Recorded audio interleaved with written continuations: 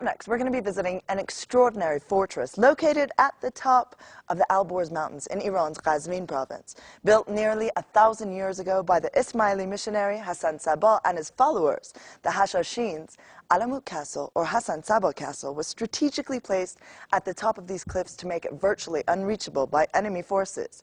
Hassan Sabbah was both a strict and disciplined ruler, and he and his followers, unable to mount a formal army, developed a form of warfare based on precise and targeted killings of individuals, while all along seeking to do so without loss of innocent lives. Their main enemy was the Seljuk Turks, who had persecuted the Ismaili people for some time. Now, it's important to note that the word assassins is said to come from the Hashashins, which simply means followers of Hassan. Please enjoy as we take you to Alamut Castle.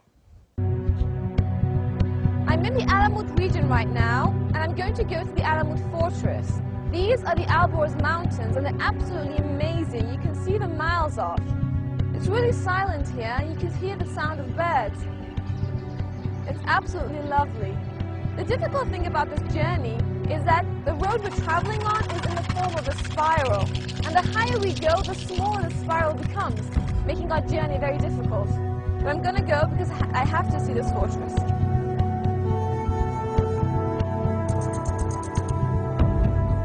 The Hassan Sabbah Fortress, or commonly known as Alamut Castle, is located in Qazvin. In the year 1090 AD, Hassan Sabbah, the leader of the Ismailites in Iran, chose the Alamut region as his headquarters. This was a turning point for the destiny of Alamut Valley.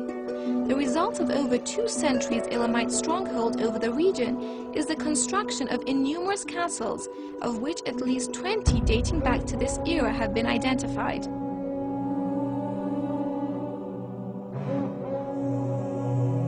I've been walking for like 10 minutes to 15 minutes now, and I finally reached the steps.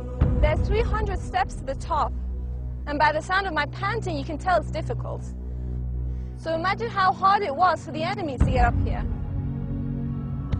The castle is built on top of a high rock, reaching 2,163 meters above sea level. The rock is 200 meters high, with a steep slope, and is practically inaccessible. Covering an area of 20,000 square meters, currently not much of the castle is apparent.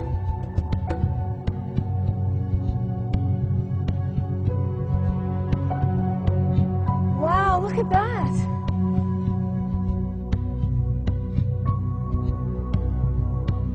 This hole they've made in the mountain was their lookout spot, and from here the view is absolutely breathtaking.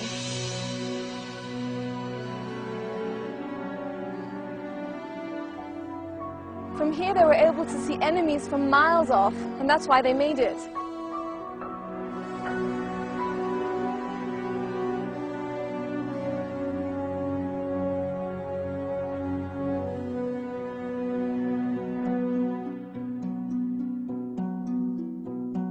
Archaeologists are still excavating to find remains of the ruins, and this was found in 2008. You can clearly see the walls.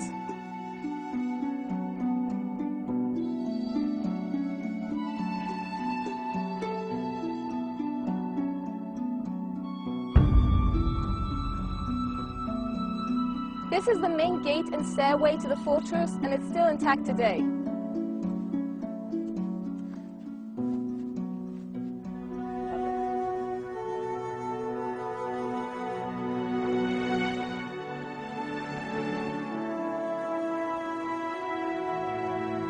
این بنا سفری. اینا هم که شما می اتاقای دوره صفویه. The fortress was completely destroyed by Hulagu Khan's attack and was turned into a heap of ruins.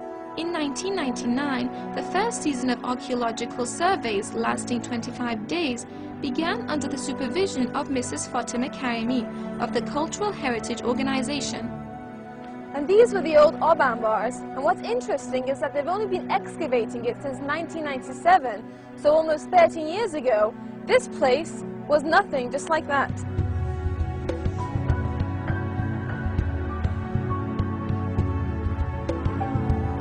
In the Ismaili period, this used to be the resting room for the soldiers. Can you imagine they used to sleep here?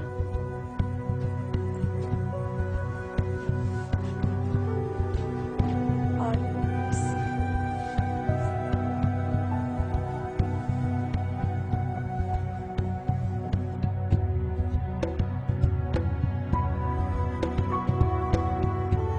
این چیه اونجا؟ نورگی بوده. اینجا سقف بوده، بالاتر یه طبقه بوده. این همون طبقه بالا نور میگرفتن، پایین دارای میگرفتن. And what's more fascinating is that Haji Nasir II-C practiced the science of astronomy in this very fortress. He lived here for 20 years. After establishing the Alamut cultural heritage, the investigation of Hassan Sabbah Fortress continued from 2001 to 2007 under the supervision of yet another woman, Hamida Chubak. However, since the castle was destroyed by the invading Mongols in the 13th century and buildings constructed on the ruins, this has prevented exact identification of the architecture of the Safavid period atop the ruins of the original Ismailia fort.